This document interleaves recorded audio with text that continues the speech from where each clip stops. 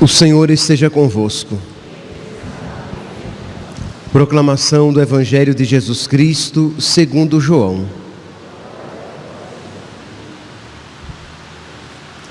Naquele tempo, ao ouvirem as palavras de Jesus, algumas pessoas da multidão diziam: "Este é verdadeiramente o profeta." Outros diziam: "Ele é o Messias." Mas alguns objetavam: "Porventura virá da Galileia? Não diz a Escritura que o Messias será da descendência de Davi e virá de Belém, povoado de onde era Davi?" Assim, houve divisão no meio do povo por causa de Jesus. Alguns queriam prendê-lo, mas ninguém pôs as mãos nele. Então os guardas do templo voltaram para os sumos sacerdotes e os fariseus, e estes lhe perguntaram: "Por que não o trouxestes?" Os guardas responderam: "Ninguém jamais falou como este homem."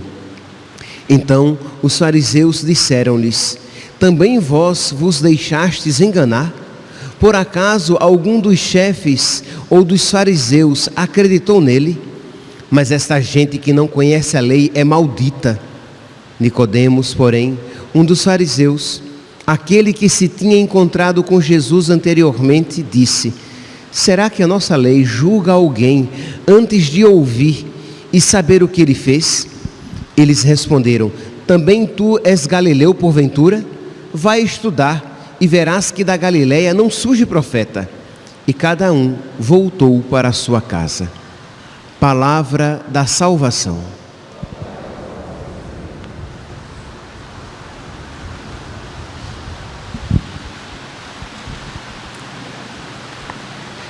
Caríssimos irmãos e irmãs, nós estamos terminando a 4ª semana da Quaresma e amanhã iniciaremos a 5ª semana, que ela se caracteriza pelo velamento das imagens e do crucifixo. Nós iremos cobrir as imagens, iremos cobrir os crucifixos, porque nós nos aproximamos mais intensamente da paixão. Os textos da liturgia falarão todos mais insistentemente da paixão de Cristo que se aproxima. E o texto de hoje, se vocês perceberem o Evangelho, vocês veem que existe um contínuo endurecimento do coração dos fariseus, dos chefes do povo, dos saduceus. Isto é, eles querem a morte de nosso Senhor e vão procurar os motivos que a justifiquem. Na primeira leitura, nós vemos um trecho do livro do profeta Jeremias, em que Jeremias ele é apresentado como uma figura de Cristo. Isto é, nós olhamos para a vida de Jeremias e percebemos que ela se assemelha com a vida de nosso Senhor, mas é uma semelhança imperfeita, é uma figura fugaz. Por quê? Porque embora enquanto Jeremias, no seu sofrimento, na sua perseguição, ele está sendo perseguido. E ele está sendo perseguido por quê? Porque ele busca a vontade de Deus. Nisso, ele e Jesus se assemelham. Mas enquanto Jeremias, no seu sofrimento, diz assim: "E tu, Senhor dos exércitos, que julgas com justiça e perscruta os afetos do coração, concede que eu veja a vingança que tomarás contra eles."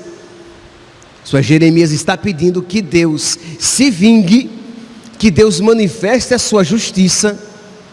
Jesus Cristo, também perseguido, suplicará misericórdia. Pai, perdoa-lhes, eles não sabem o que fazem. Isto é, aqui nós vemos que embora Jeremias seja uma figura, mas é uma figura imperfeita, porque Jesus o ultrapassa.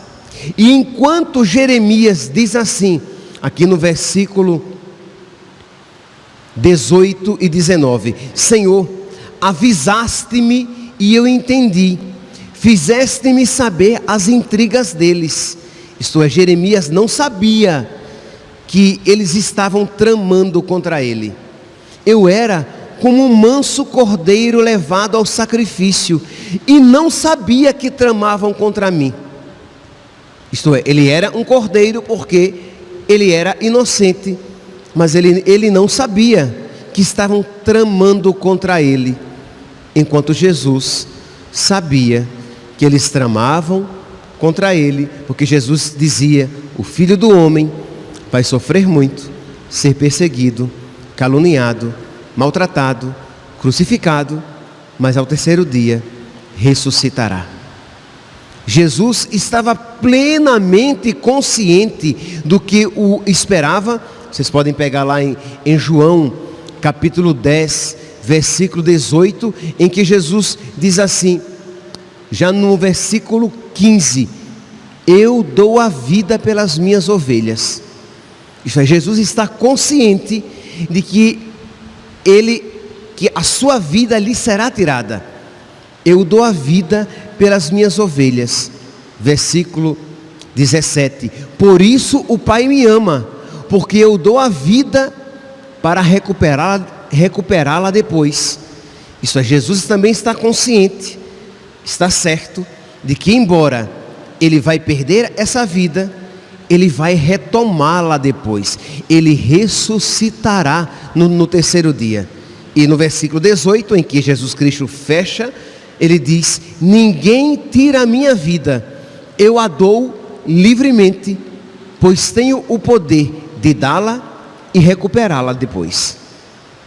Meus irmãos, nós somos então chamados a nos configurar a Cristo, porque primeiro nós temos esta mesma certeza, isto é, nós sabemos que a nossa vida nos será dada novamente, e nós somos chamados a nos configurar a Cristo, isto é, a ter em nós os mesmos sentimentos de Cristo, isto é, a procurar reproduzir em nós as atitudes de nosso Senhor Jesus Cristo.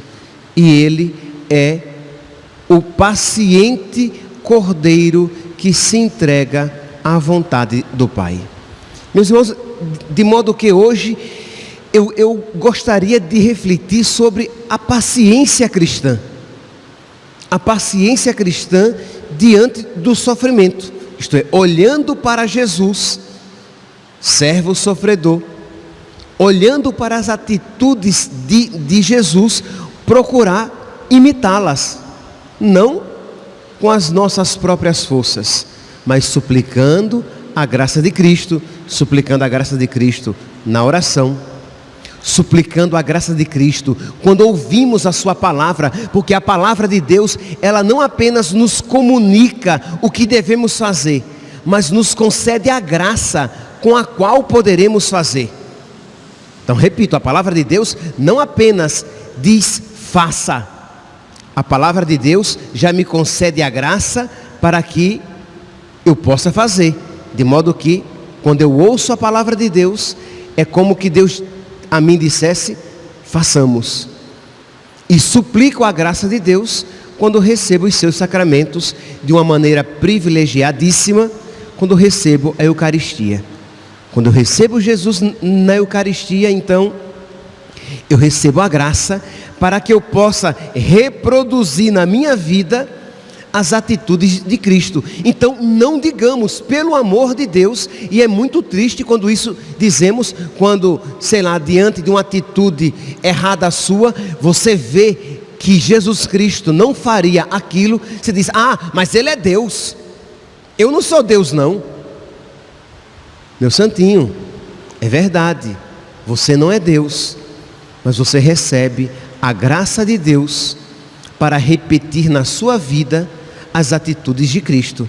Porque se não fosse possível viver o Evangelho, Deus seria mau e injusto ao exigi-lo de mim.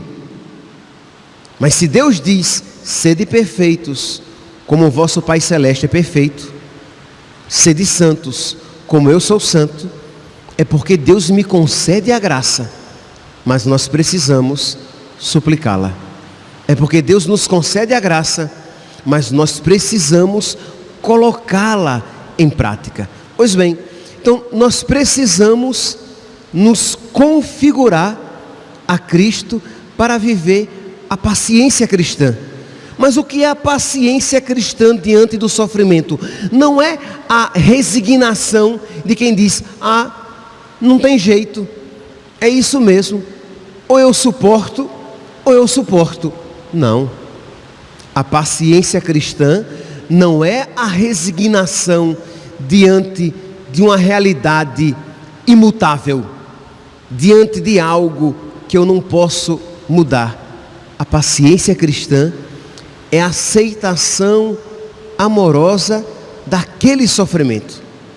Eu sei, meus santos, que dizendo isso, você quase que se espanta. Se é que não se espanta de fato. Mas, se você olhar para Jesus Cristo, você vai ver que Ele não sofreu se debatendo e se revoltando. Ele disse o quê? Ninguém tira a minha vida, eu a dou livremente. Eu tenho o poder de dá-la e de tomá-la de volta novamente.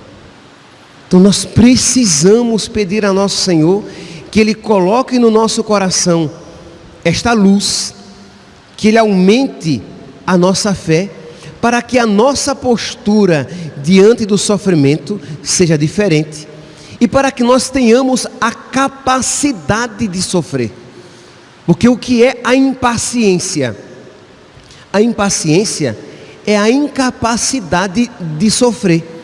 Isto é, você não suporta aquele sofrimento e você se agita e você se revolta. Então nós precisamos, primeira coisa, de compreender que eu preciso me configurar a Cristo, porque quando eu me uno a Cristo, quando eu vivo os meus sofrimentos com esta atitude de Cristo, de alguma maneira eu sou inserido no mistério de Cristo. E aqui eu não estou falando necessariamente dos grandes sofrimentos da sua vida. Sim, também.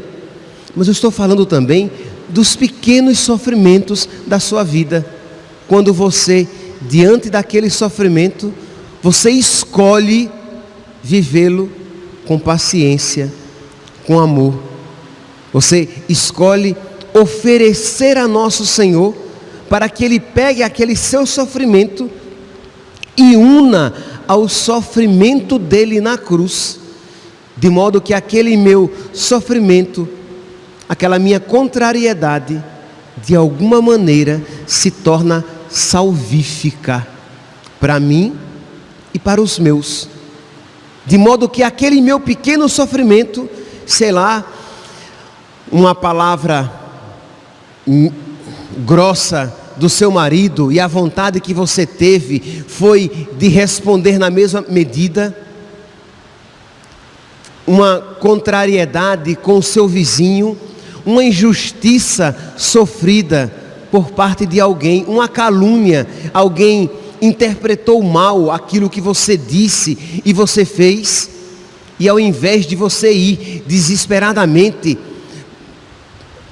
requisitar, exigir os seus direitos, você oferece aquilo ao nosso Senhor, uma doença que o visita.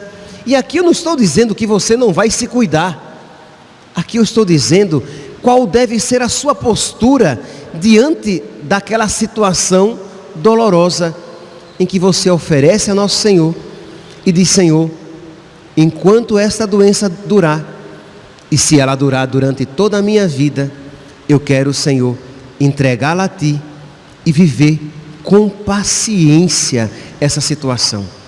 Saber, Senhor, que quando eu a ofereço a Ti, Tu juntas o meu sofrimento ao Teu sofrimento, e o meu sofrimento se torna Salvador, Redentor.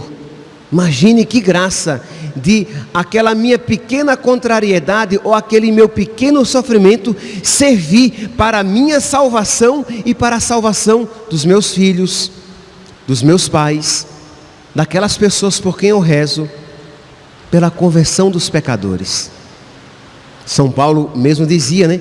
Completo o que falta em mim da paixão de Cristo. São Pedro, refletindo sobre o sofrimento, chega a dizer em 1 Pedro, capítulo 4, versículo 13. 1 Pedro, primeira carta de São Pedro, capítulo 4, versículo 13. São Pedro diz assim: alegrai-vos por participar dos sofrimentos de Cristo. Meus santos, ou nós entramos na lógica de quem tem fé, ou nós não iremos compreender isso. Como assim? Como assim alegrar-se por sofrer? Não posso compreender. Ou existe uma grande sabedoria, ou existe uma grande loucura, mas não é algo indiferente. Ou existe uma grande sabedoria nesta palavra, ou existe uma grande loucura. Ora, se nós cremos que aqui é palavra de Deus, existe uma grande sabedoria. Sabedoria esta que viram os santos. Por que é que os santos amavam o sofrimento? Porque eles eram desequilibrados, porque eles eram masoquistas, porque eles amavam o sofrimento, ou porque eles viam uma riqueza muito grande nas nossas cruzes cotidianas. Ou eles viam que se eu souber sofrer com sabedoria, eu vou me unir a Cristo de uma maneira especial. Ora, se o que nós buscamos na nossa vida é a comunhão com Cristo, buscamos a comunhão com Cristo quando rezamos, buscamos a comunhão com Cristo quando fazemos penitência, buscamos a comunhão com Cristo quando ouvimos a sua palavra. Isto é, vou mudar aqui a palavra, busco ser semelhante a Cristo quando rezo, busco ser semelhante a Cristo quando faço penitência e quando ouço a sua palavra, busco ser semelhante a Cristo, fazer comunhão com Cristo quando recebo a Santíssima Eucaristia, de modo que o Pai olhe para mim e veja em mim a imagem do seu Filho. Ora, os santos viam que no sofrer existe uma possibilidade de eu me assemelhar a Cristo, uma possibilidade especial, uma possibilidade única. Por isso que ao invés de nós, diante do sofrimento, nos debatermos e procurarmos logo o quanto antes dele nos livrarmos, nós precisamos pedir a Deus que nos conceda sabedoria. E aqui, meus santos, eu tenho que gritar e dizer: se nós não rezarmos, isso nós não compreenderemos. Repito, se nós não rezarmos, se nós não tivermos a luz do Espírito Santo, se nós não tivermos o auxílio da graça de Deus, nós não compreenderemos que o sofrimento vivido com fé é um caminho de união a Jesus Cristo. Que o sofrimento vivido com fé, consequentemente com paciência. Ora, se você sofre e esbraveja, se você sofre e sai gritando e reclamando, se você sofre e se lamenta à torta e à direita, se você sofre e dá patada em todo mundo, esse seu sofrimento provavelmente não terá valor algum. Mas se você sofre e procura sofrer com paciência, oferecendo a Nosso Senhor aquele sofrimento, e amando nosso Senhor Jesus Cristo, o sofredor, e quem ama quer estar junto de quem ama, da pessoa amada.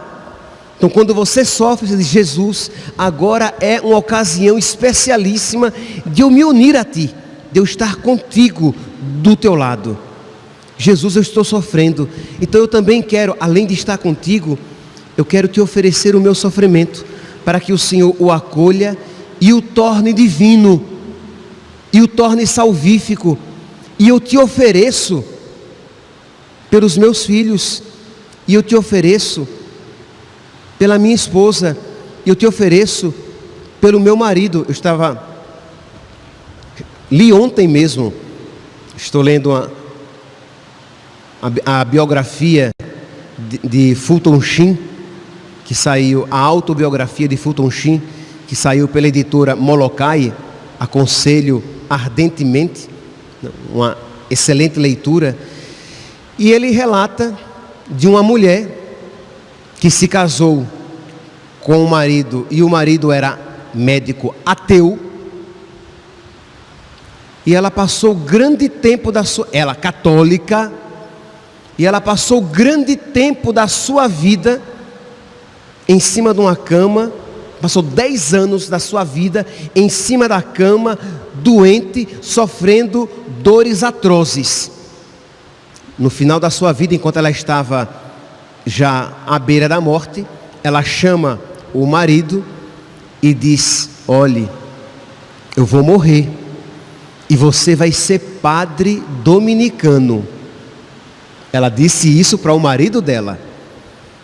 E ele disse: você está louca, eu odeio Deus e vou continuar odiando. E ela morreu. Ele depois, mexendo nas coisas dela, ele viu no testamento dela,